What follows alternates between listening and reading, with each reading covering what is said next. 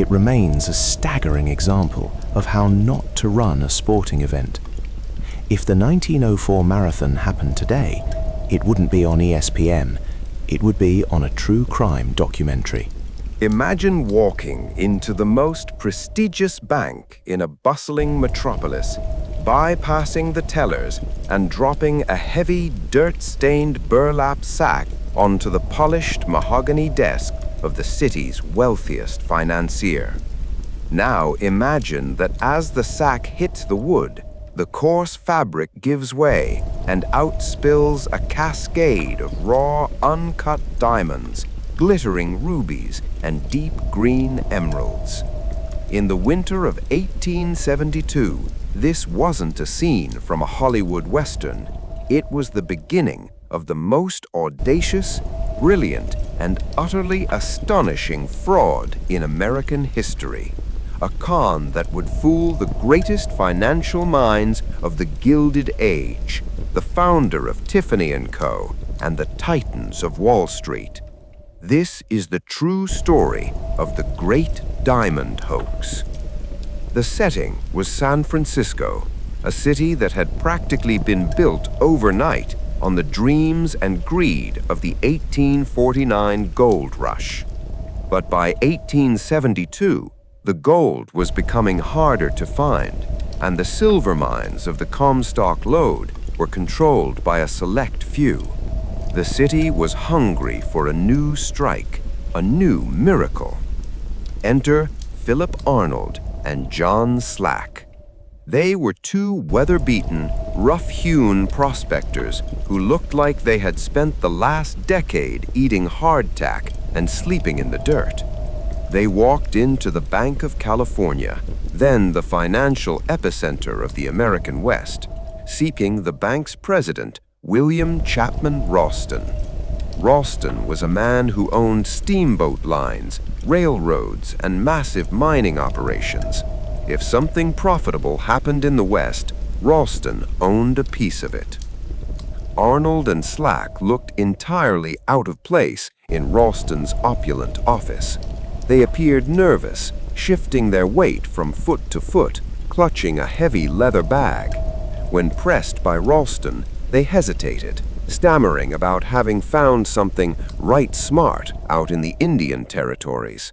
Finally, they opened the bag. Out poured a king's ransom in raw gemstones.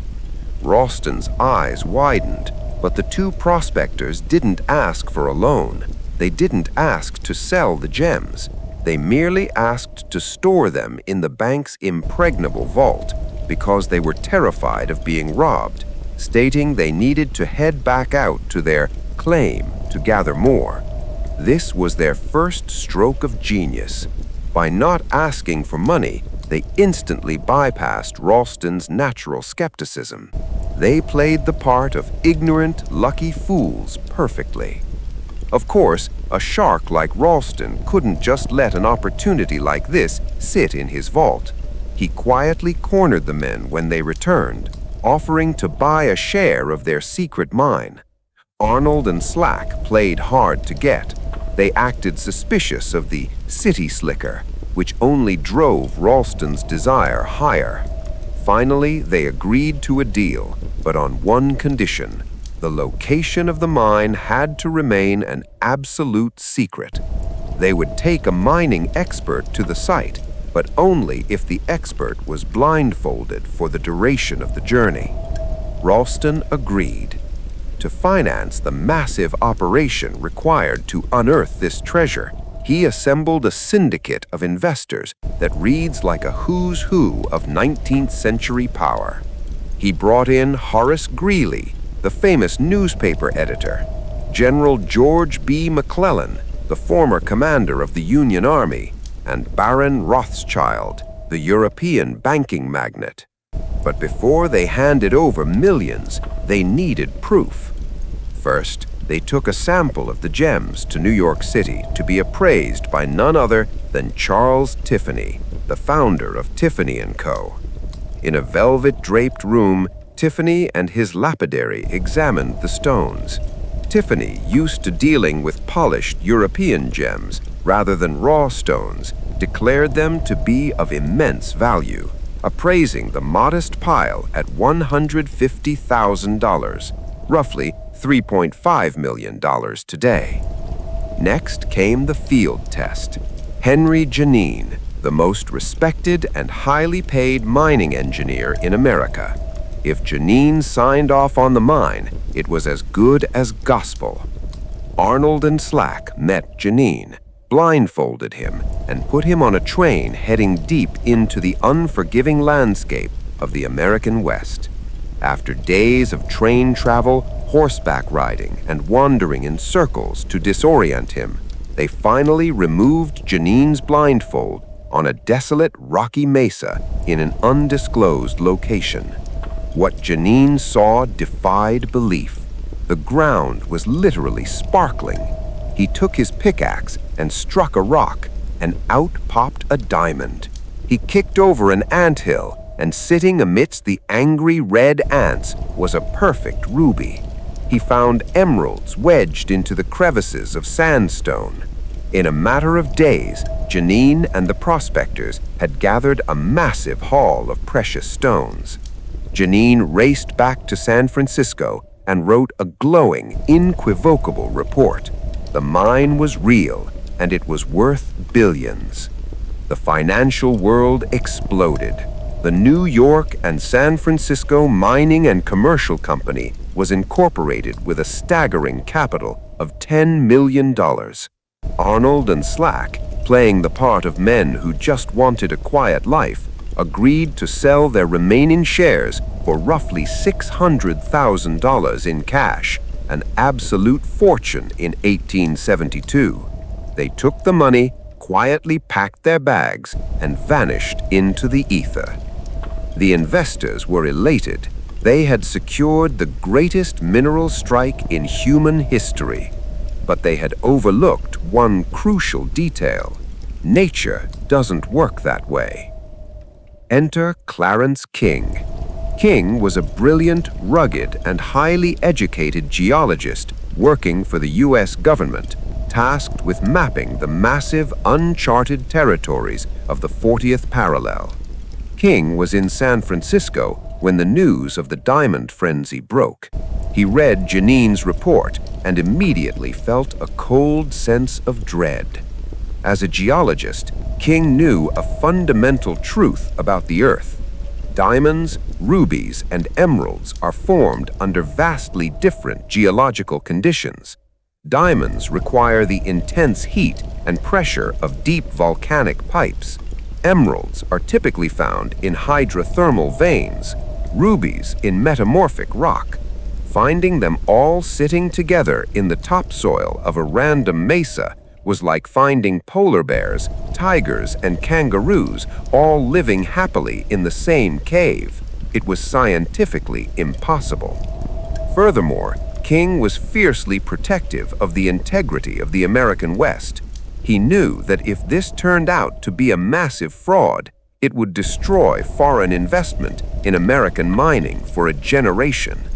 He had to find that mesa. King and his team of surveyors analyzed Janine's report, looking for clues. Janine had mentioned certain mountain peaks, the types of trees, and the angle of the sun. Using his intimate knowledge of the Western geography, King cross-referenced these vague descriptions with his own newly drafted maps. Against all odds, he deduced the general area where the blindfolded Janine must have been taken, a remote corner of northwestern Colorado, near the Wyoming border. In the biting cold of late autumn, King and his men rode into the wilderness. After days of searching the hostile terrain, they found it.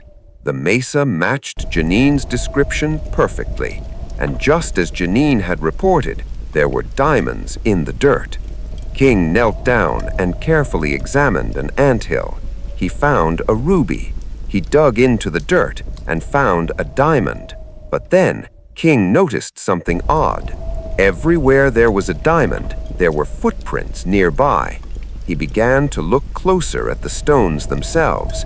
He picked up a rough diamond, pulled out his magnifying jeweler's loupe, and held it up to the harsh western sun. There, on the edge of the supposedly raw, untouched diamond from the American wilderness, King saw the faint, unmistakable, perfectly straight marks of a lapidary's cutting wheel.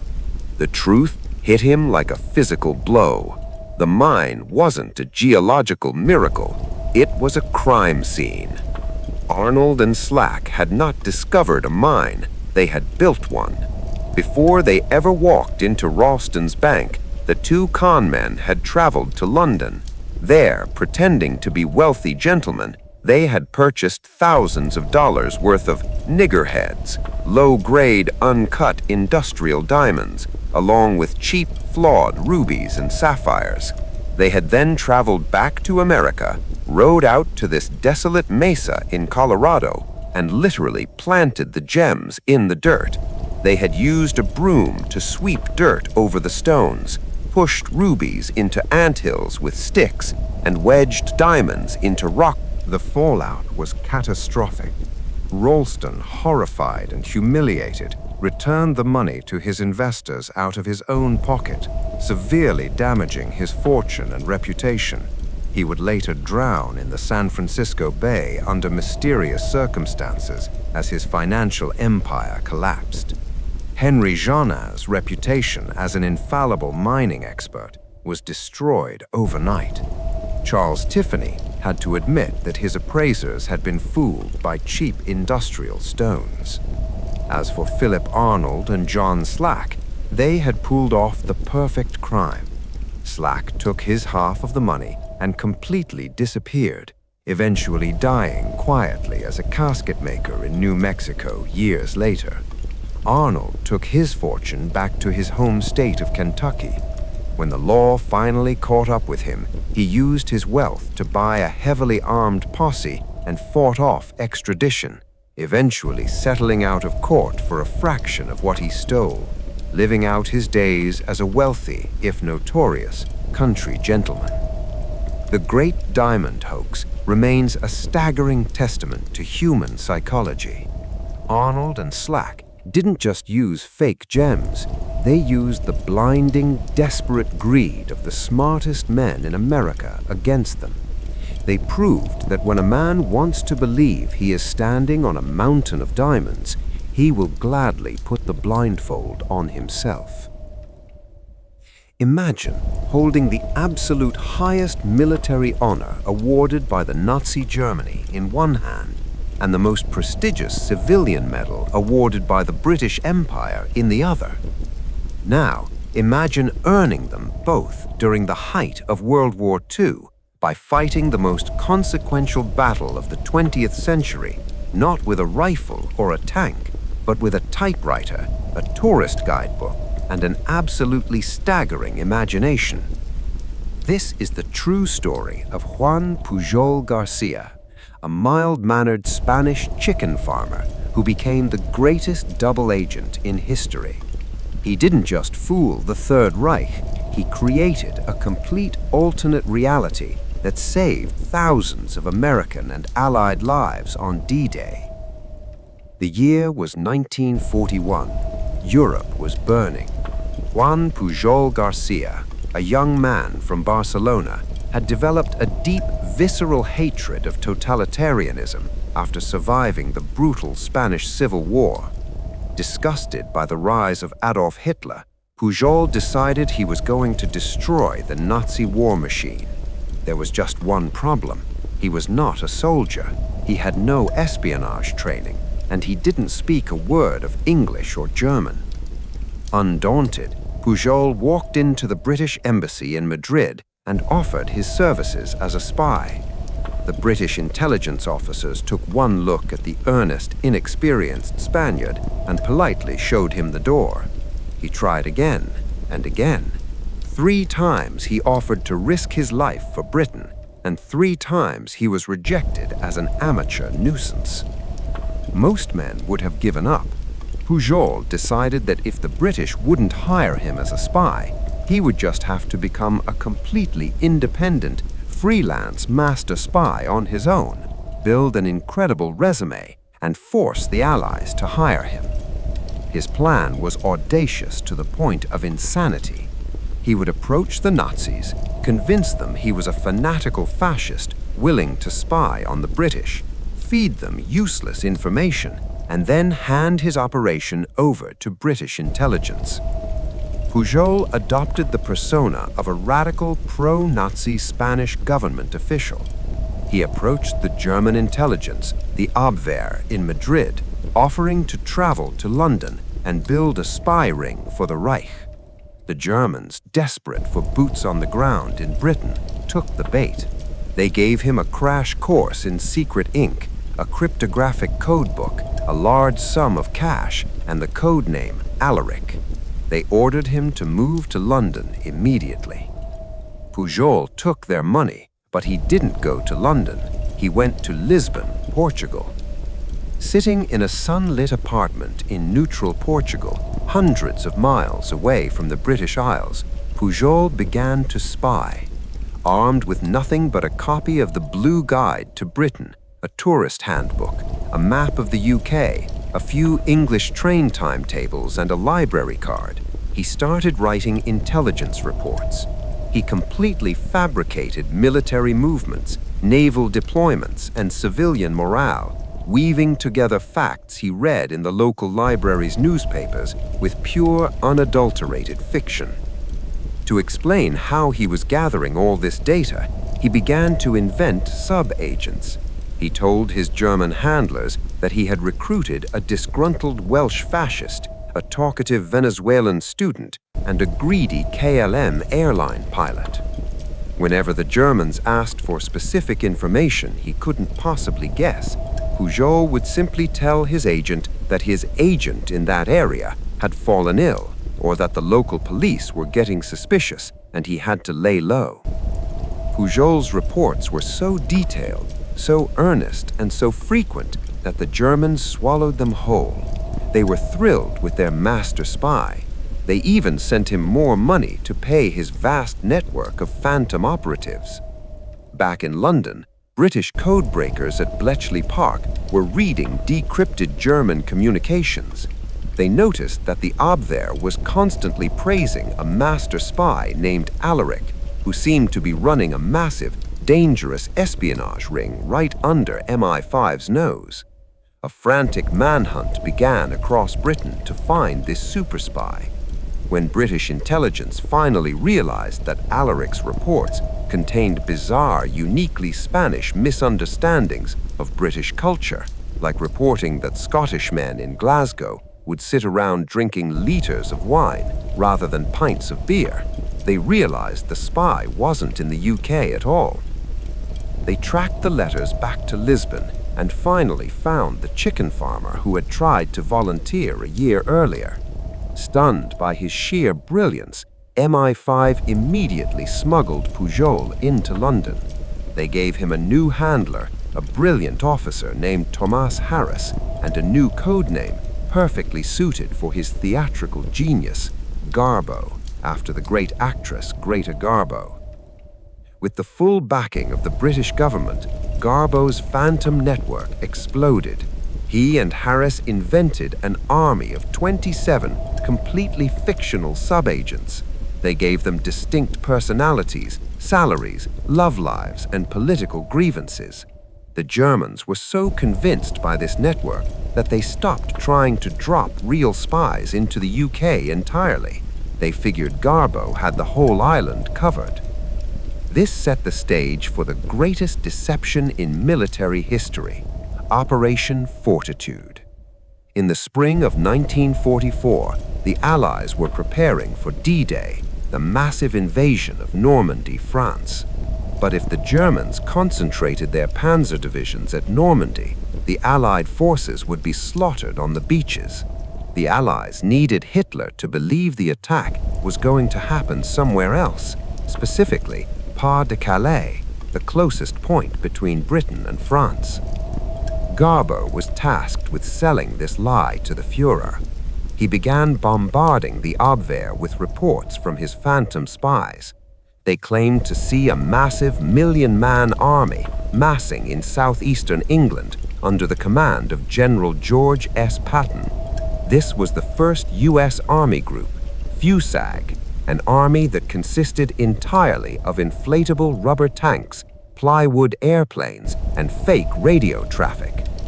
Garbo's reports provided the eyewitness proof the Germans needed. On June 6, 1944, the real invasion of Normandy began. In a masterstroke of psychological manipulation, Garbo sent a frantic message to the Germans at 3 a.m., warning that the Normandy fleet was on the move. He knew the message would arrive too late for the Germans to reinforce the beaches, but it cemented his reputation as their most accurate spy. 3 days later, as the Allies struggled to hold the beachhead, Garbo delivered his killing blow. He sent an urgent, massive report detailing that the Normandy landings were merely a diversionary tactic. The real invasion, he insisted, was still coming at Calais, led by Patton. Hitler read Garbo's report. Against the pleading of his own generals, the Führer ordered 2 vital armored divisions to halt their counterattack on Normandy and rush to defend Calais against an army that did not exist. They waited there for weeks for an invasion that never came.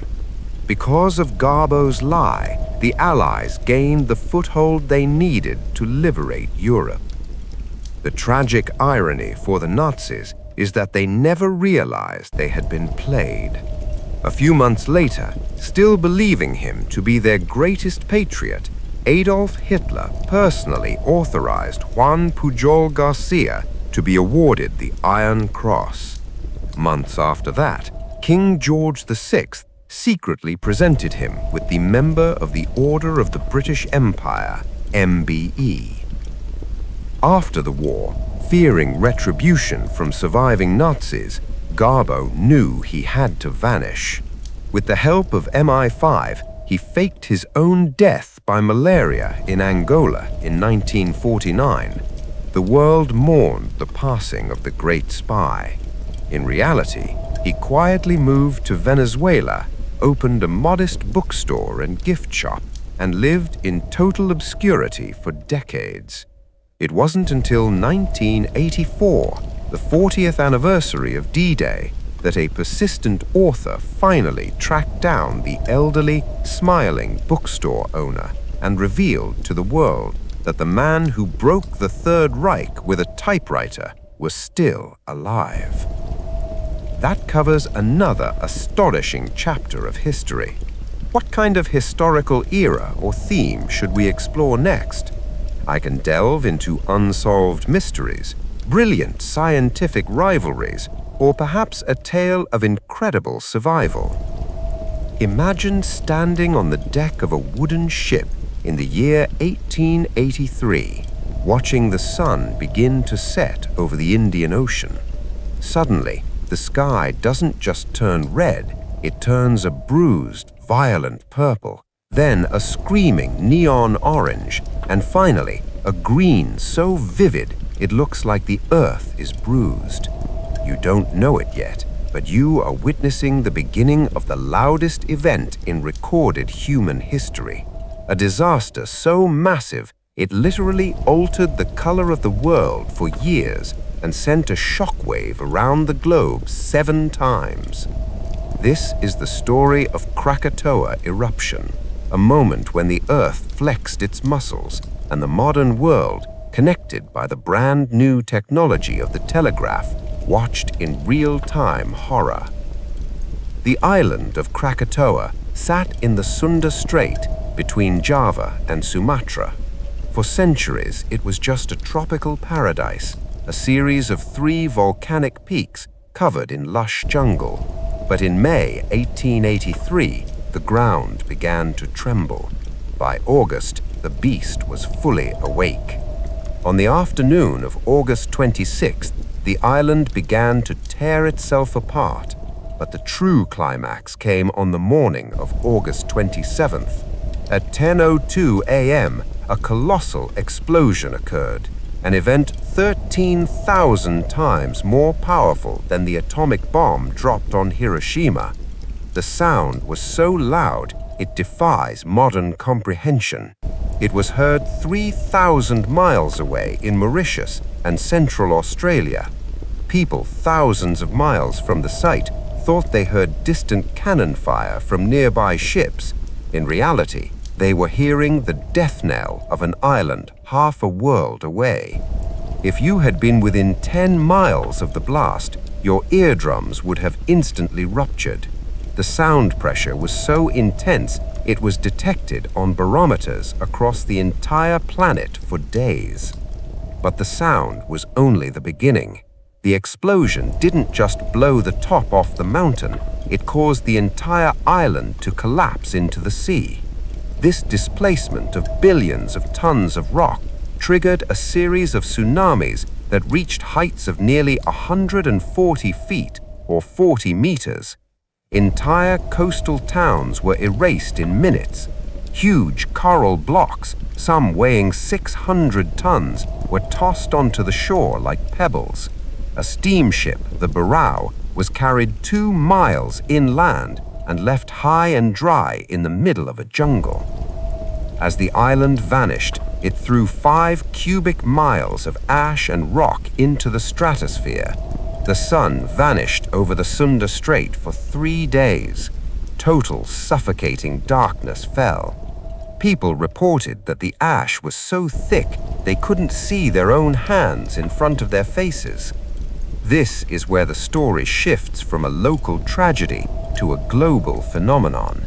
Because of the recently laid undersea telegraph cables, news of the eruption reached London and New York within hours. It was the world's first global media event. But even more striking was what happened when the ash hit the jet stream. For the next 2 years, the entire planet experienced the year without a summer. The sulfur dioxide in the atmosphere reflected sunlight away from the Earth, causing global temperatures to drop by several degrees. Crop failures followed in the United States and Europe. But the most haunting legacy was the sky.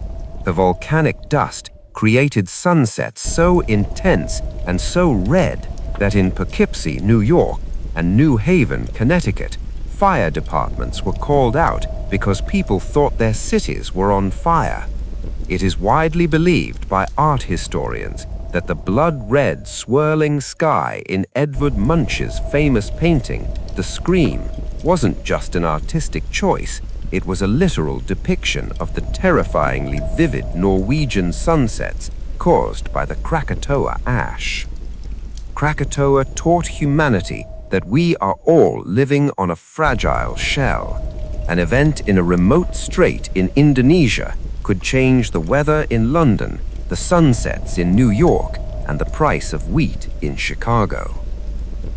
Imagine walking into a luxury hotel suite in Paris, sitting across from the city's top scrap metal dealers and convincing them that the Eiffel Tower, the most iconic landmark in the world, is being sold for parts.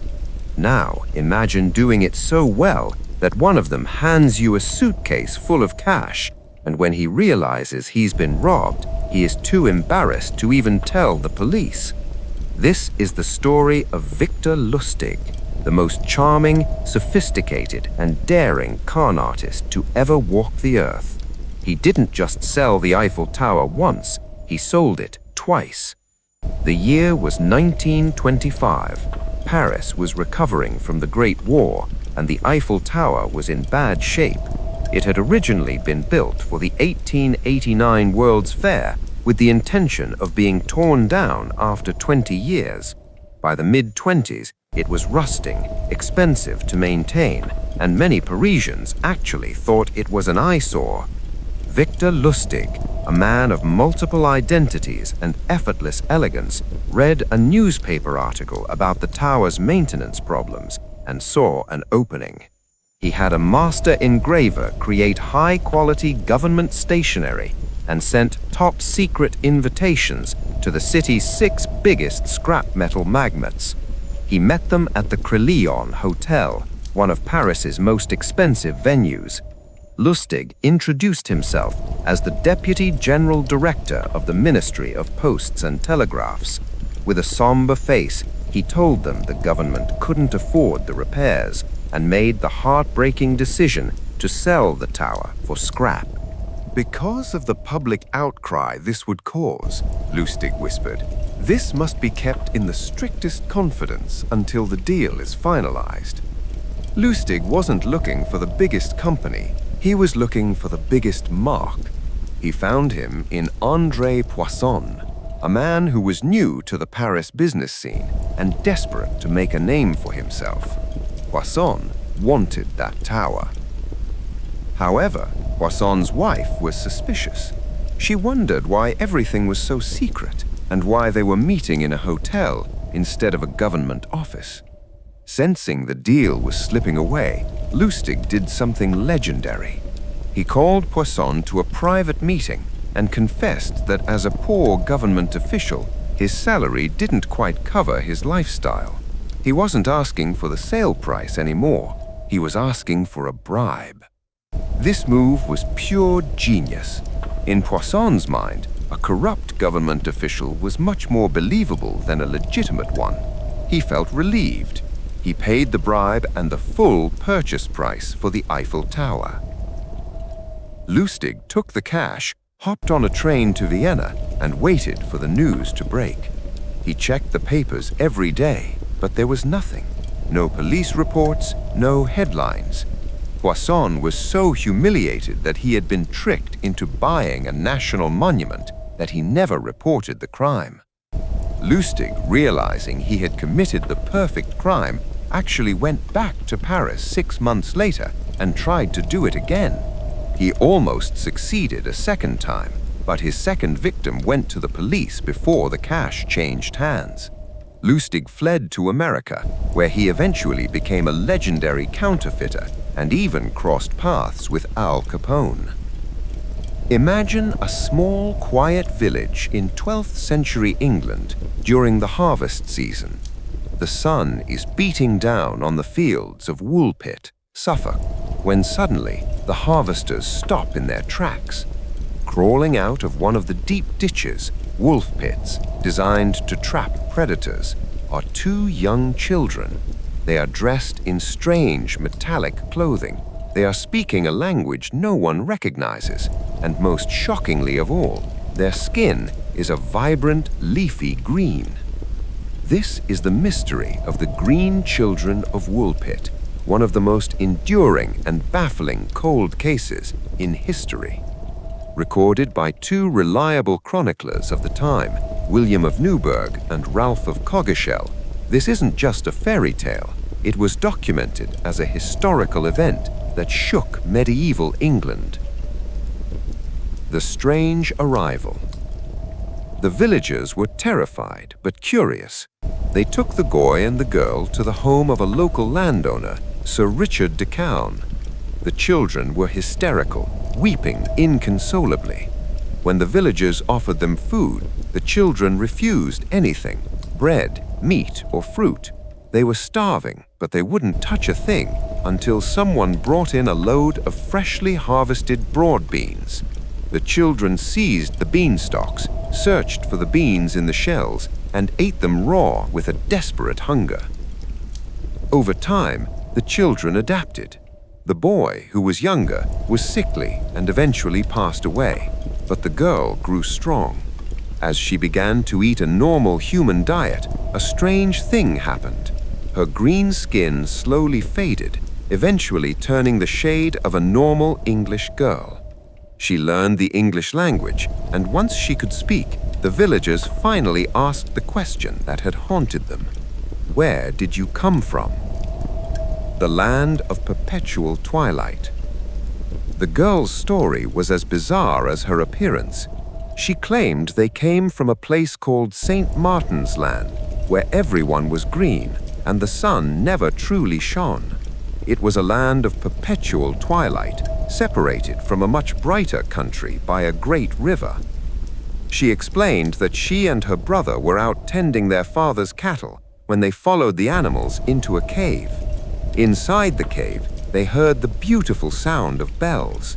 Entranced, they followed the sound through a long tunnel until they emerged into the blindingly bright light of the Suffolk harvest field, where the heat and the atmosphere overwhelmed them. The explanations.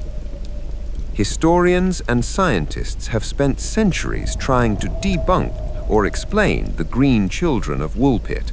There are three main theories that attempt to solve the puzzle. The poisoning theory, chlorosis. Some suggest the children were the orphans of Flemish immigrants who were persecuted and killed during a nearby battle. The children might have fled into the forest, suffered from extreme malnutrition, and developed green sickness, hypochromic anemia, which can actually give the skin a greenish tint. The arsenic theory. A darker folklore suggests a local earl tried to poison the children with arsenic to steal their inheritance, but the poison didn't kill them, it just turned them green and left them disoriented in the woods. The extraterrestrial or ultra-dimensional theory. For those who love the paranormal, the girl's description of a twilight world with a great river sounds less like a neighboring village and more like another dimension, or even a subterranean civilization. The green girl eventually grew up, was baptized, and integrated into society. She took the name Agnes and reportedly married a royal official at King's Lynn. Whether she was a traumatized refugee or a traveler from another world, her story remains one of the most fascinating glitches in the Matrix from the Middle Ages. Imagine being left for dead in the most brutal corner of the American frontier. You have no gun, no food, and no water. Your leg is snapped in half, your ribs are shattered, and the flesh on your back has been ripped away to the bone, already beginning to rot. Most men would close their eyes and wait for the end. But Hugh Glass wasn't most men. He was fueled by a rage so cold and a mountain man grit so deep that he decided to crawl his way back from the grave. This is the true story of the most incredible survival feat in American history, the man who crawled 200 miles through the wilderness to find the men who abandoned him. In 1823, Hugh Glass was a scout for the Rocky Mountain Fur Company. He was a seasoned outdoorsman, but nothing could prepare him for a chance encounter in the thick brush near the Grand River in present-day South Dakota. Glass stumbled directly into a mother grizzly bear with 2 cubs. Before he could even raise his rifle, the 800-pound beast was on him. The bear mauled him with savage efficiency, tearing his scalp, ripping open his throat, and mangling his limbs. Glass's companions, hearing his screams, rushed to the scene and managed to kill the bear, but they found Glass in a state that looked beyond help. He was drifting in and out of consciousness, his breath rattling through a hole in his neck. The expedition leader couldn't afford to wait for a dying man in hostile Arikara territory. He offered a massive bonus to 2 men, a veteran named John Fitzgerald and a young, impressionable Jim Bridger, to stay behind until Glass died and give him a proper Christian burial. For 5 days they waited, but Glass wouldn't die. Panicked by the thought of an Indian attack and tired of waiting for a corpse to stop breathing, Fitzgerald convinced Bridger to abandon him. They didn't just leave him, they took his rifle, his knife, and his fire-making kit, effectively a death sentence. They rolled his broken body into a shallow grave, covered him with a bear hide, and fled. When Glass woke up, he was alone. He was paralyzed, starving, and his wounds were infested with maggots. But when he realized his tools were gone and he had been left to rot, something snapped. Instead of giving up, he began to move. Because he couldn't walk, he dragged himself on his belly. To prevent gangrene from killing him, he laid his back against a rotting log and let maggots eat the dead, infected flesh from his wounds. He survived on wild berries and roots. At one point, he came across a pack of wolves taking down a bison calf. He waited in the shadows, then used his terrifying appearance and a few rocks to scare the wolves off just long enough to scavenge the raw meat. Day after agonizing day, Glass dragged his mangled body toward Fort Kiowa, 200 miles away. He crawled through thunderstorms, hauled himself over rocky ridges, and eventually built a crude raft to float down the Cheyenne River. When he finally stumbled into Fort Kiowa 7 months later, the men there thought they were seeing a ghost. He was skeletal, scarred beyond recognition, and possessed by a singular purpose: revenge. He tracked down Jim Bridger first, but when he saw the boy, who was weeping with guilt and terror, Glass realized Bridger had been led astray by the older Fitzgerald. In a legendary display of mercy, he spared him, telling him never to forget what he had done. Then he tracked Fitzgerald hundreds of miles to a military outpost. However, Fitzgerald had joined the army, making him government property. If Glass killed him, he'd be hanged. Glass took his revenge in a different way. He forced Fitzgerald to return his stolen rifle in front of all his fellow soldiers, shaming him forever as a coward who robbed a dying man. Hugh Glass went back to the mountains. He survived the unsurvivable, proving that in the American West, the only thing more dangerous than a grizzly bear was a man who refused to die. Imagine being the unluckiest man on the planet for 3 days, only to become the luckiest man who ever lived. On August 6, 1945, Tsutomu Yamaguchi was in Hiroshima on a business trip.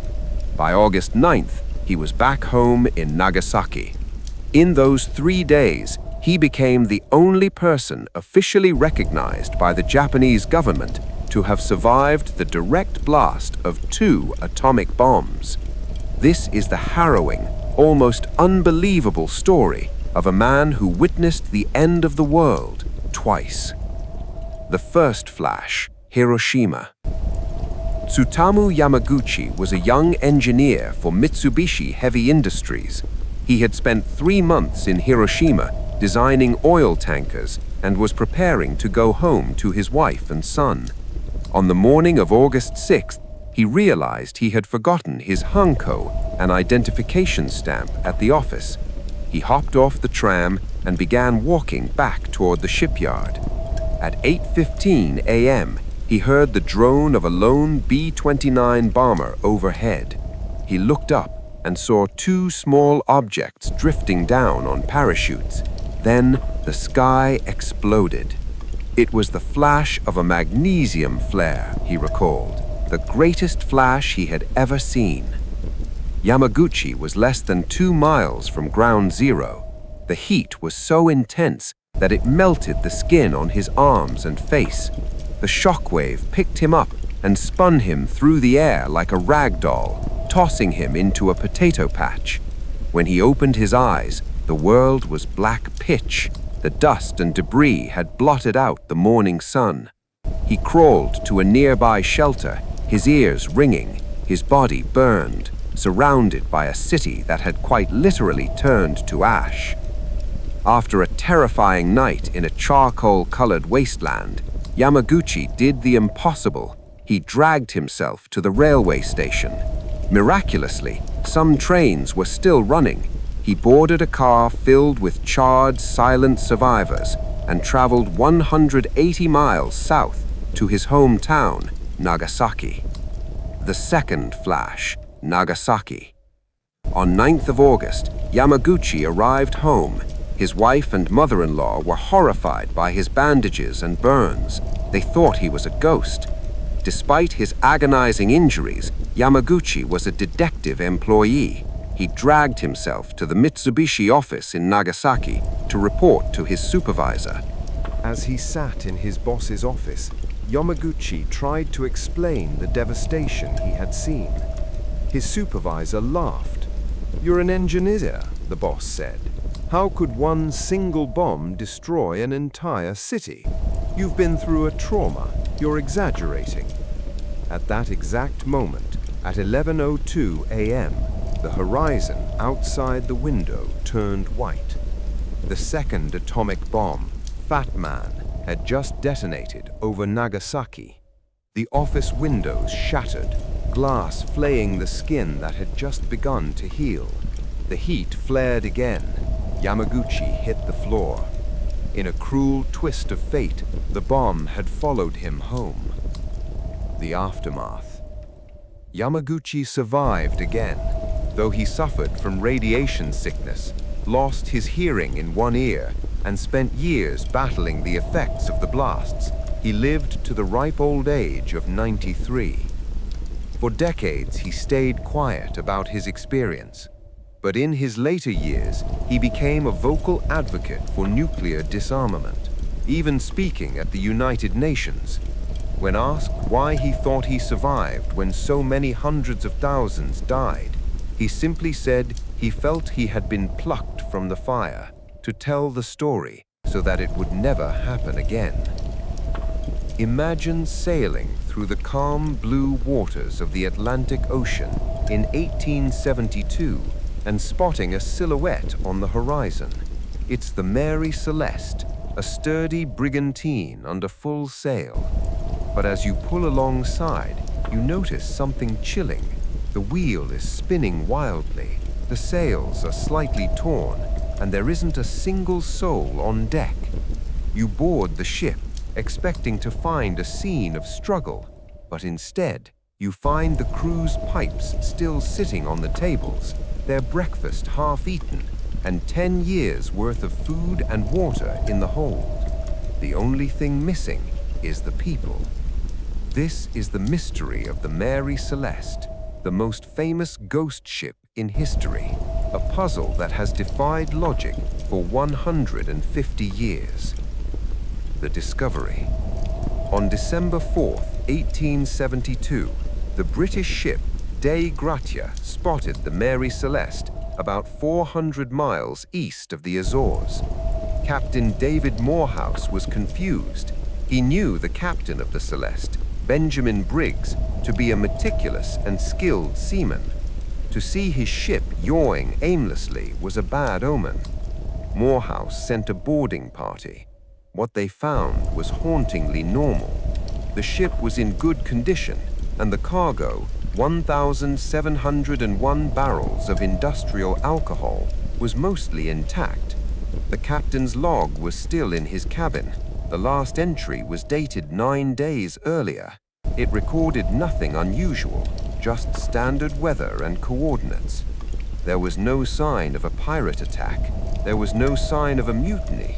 The captain's wife and young daughter, who were traveling with him, had vanished, along with the 7 crew members. The only lifeboat was missing. But why would an experienced captain order everyone into a tiny boat in the middle of the ocean when his ship was perfectly seaworthy? The theories. For a century, the world has scrambled for an explanation. The sea monster or giant squid. In the 19th century, many believed a kraken had plucked the crew from the deck one by one, but there were no signs of damage to the ship's railings or masts. The alcohol blast. This is the most scientific theory. 9 of the barrels of alcohol had leaked. It's possible that the fumes built up in the hold, and Captain Briggs, fearing a massive explosion, ordered everyone into the lifeboat to wait for the air to clear. If the rope connecting the lifeboat to the ship snapped during a sudden squall, the crew would have been left bobbing in the vast Atlantic as their ship sailed away without them. The water spout. Some suggest a localized tornado at sea. A water spout created a sudden drop in pressure or a terrifying noise that panicked the crew, making them think the ship was about to founder. The infrasound theory.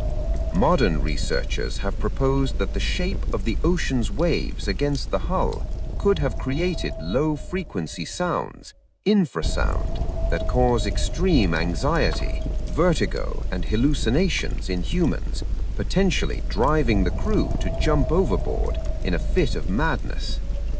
The dark aftermath.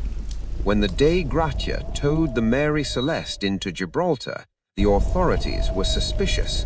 They suspected the Dei Gratia crew had murdered everyone for the salvage money. A grueling inquiry followed, but no evidence of foul play was ever found. The Mary Celeste was eventually put back into service, but she was considered cursed. She changed owners 17 times, and almost every owner suffered financial ruin or tragedy. Eventually, a final captain deliberately ran her aground in Haiti to claim insurance money, a fittingly dishonest end for a ship shrouded in secrets. Imagine a summer so hot that the air feels like a physical weight, and in the middle of a crowded street in Strasbourg, France, Frau Trophia begins to dance. There is no music, there is no smile on her face. She looks terrified, her feet are bleeding, and she's drenched in sweat, but she cannot stop. Within a week, 34 others have joined her. Within a month, 400 people are leaping and twirling in the streets until their hearts burst, their toes shatter, and they collapse into the dust, dead. This is the bone-chilling true story of the dancing plague of 1518, a historical medical mystery that sounds like a horror movie, but was documented by doctors, cathedral sermons, and local government officials of the time. The fever begins. In July 1518, the city of Strasbourg, then part of the Holy Roman Empire, watched in horror as Frau Trophia danced for 6 days straight. Local authorities were baffled. They didn't arrest her for public indecency. Instead, they consulted the finest medical minds of the era. The diagnosis? Hot blood. The doctors of the 16th century believed the dancers were suffering from a natural brain fever caused by overheated blood. Their prescription was perhaps the most disastrous medical advice in history. The people must keep dancing. The city council, believing the victims just needed to dance it out to be cured, actually constructed a massive wooden stage and hired professional pipers and drummers to provide music.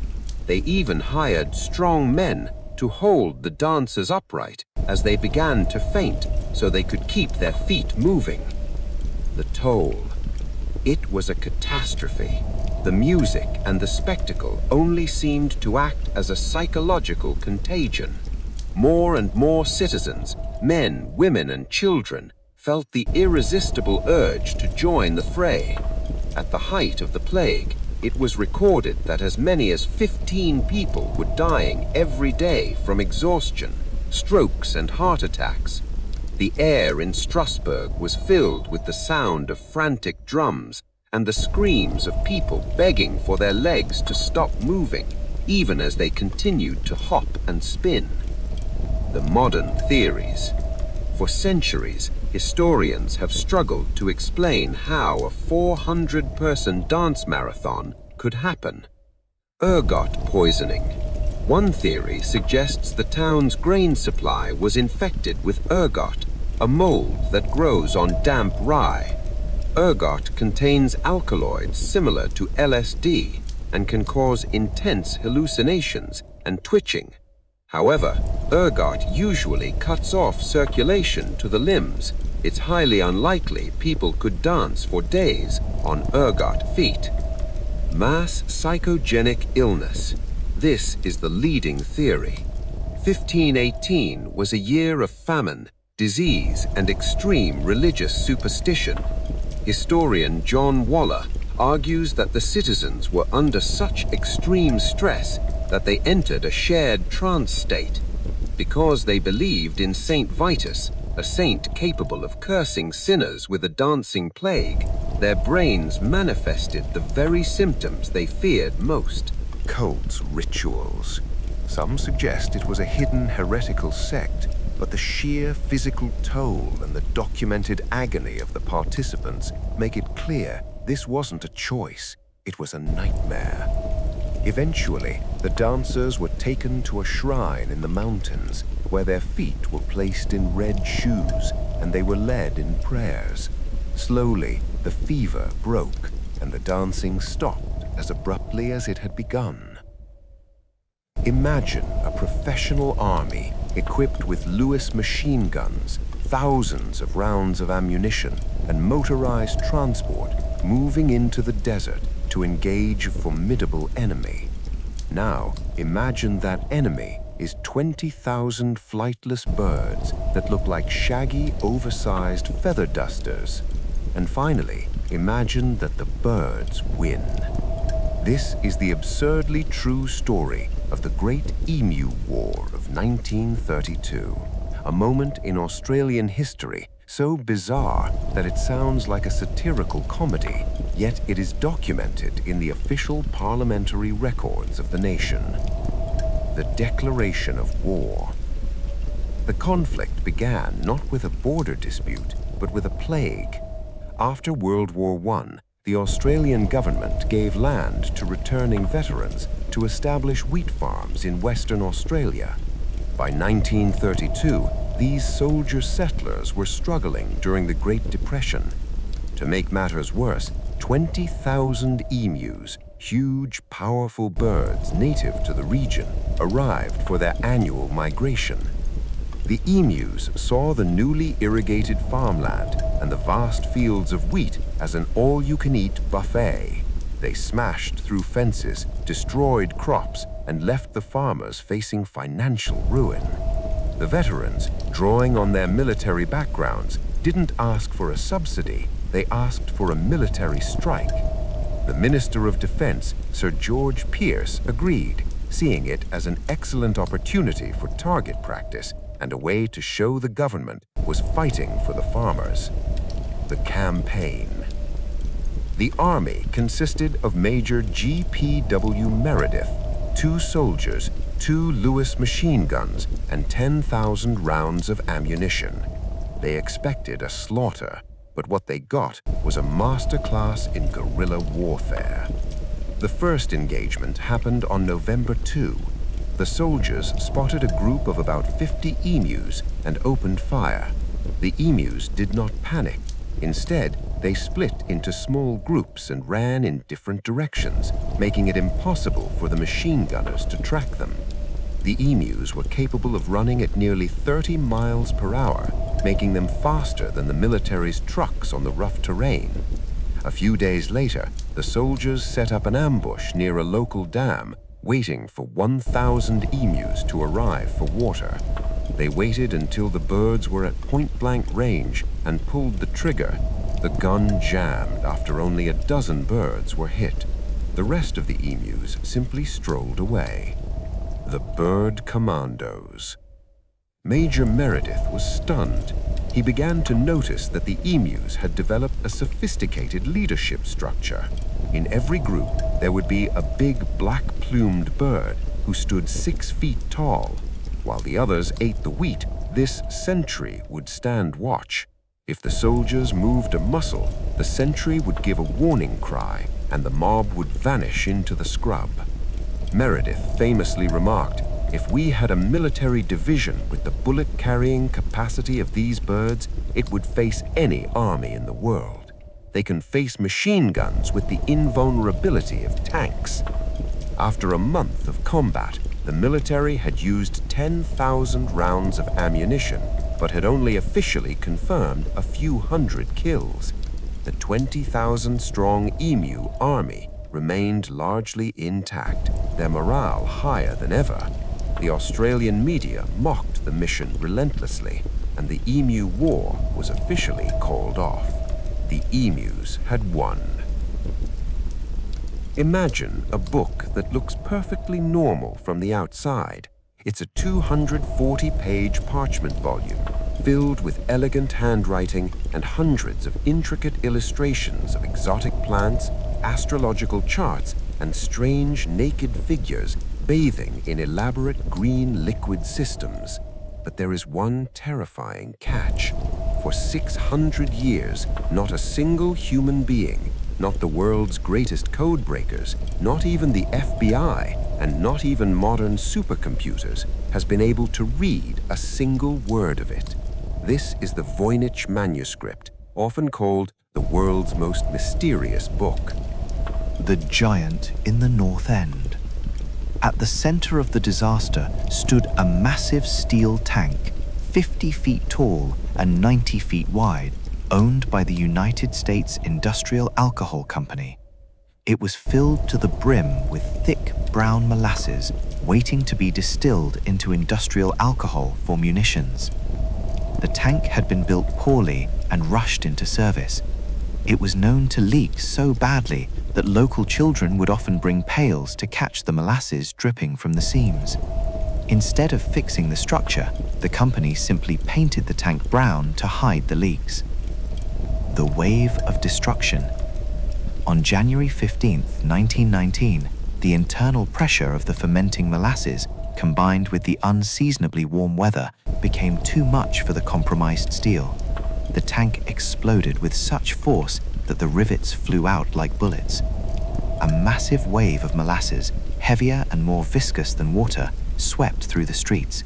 It was powerful enough to knock a house off its foundation, smash a fire station to splinters, and even tip over an elevated train. For the people caught in its path, it was a nightmare.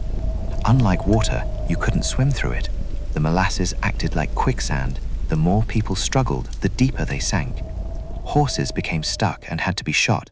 Rescuers found themselves wading through waist-deep goo that began to harden in the cooling air, pinning victims like flies on flypaper.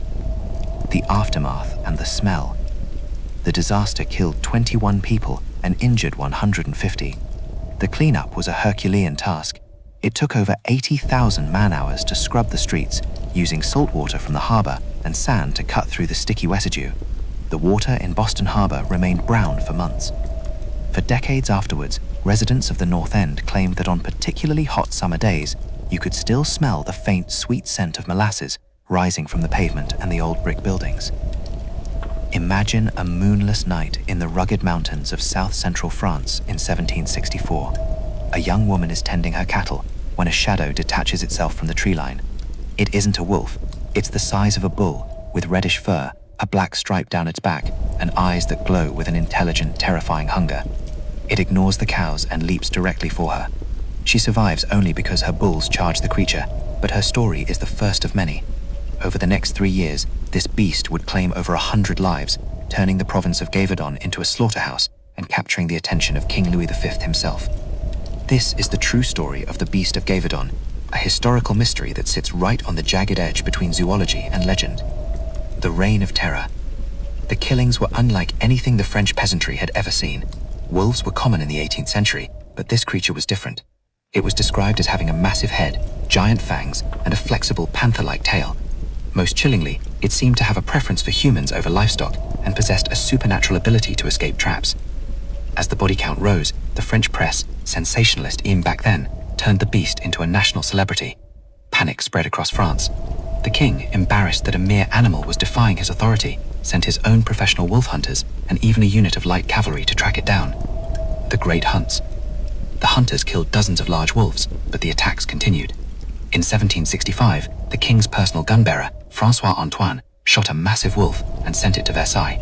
The king declared the matter settled. But just as the celebrations ended, the screaming started again in the mountains. The real beast was still out there. The terror only ended in June 1767, when a local farmer named Jane Chastel joined a massive hunt.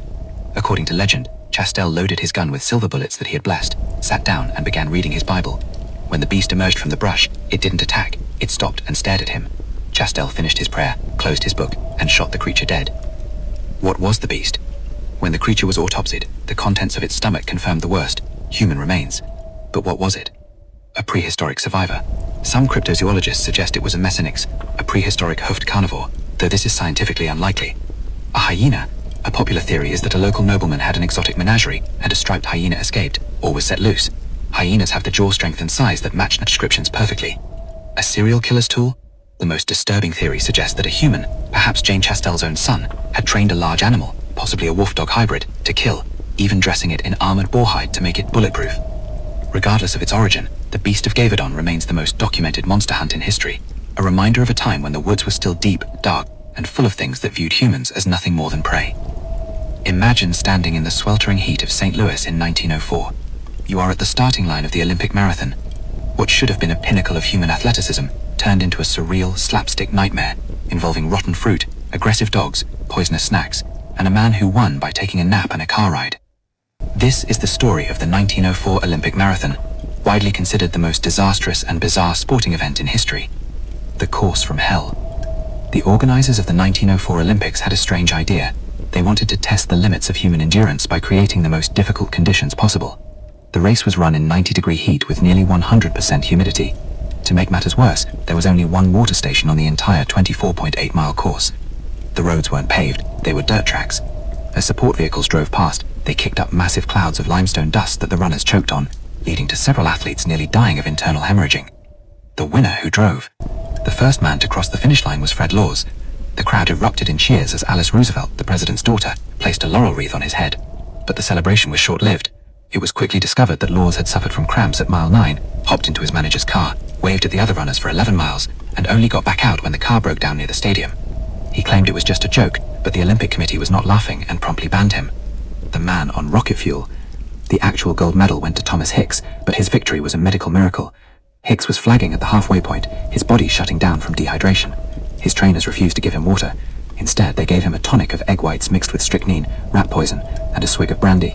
This was the first recorded use of performance-enhancing drugs in the Olympics. By the final mile, Hicks was hallucinating, his skin was grey, and his trainers literally carried him over the finish line, while his feet shuffled in the air. He lost 8 pounds during the race and nearly died in the locker room.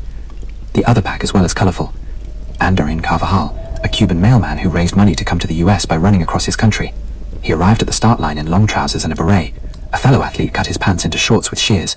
During the race, he was so hungry he stopped in an orchard to eat some apples. They were rotten.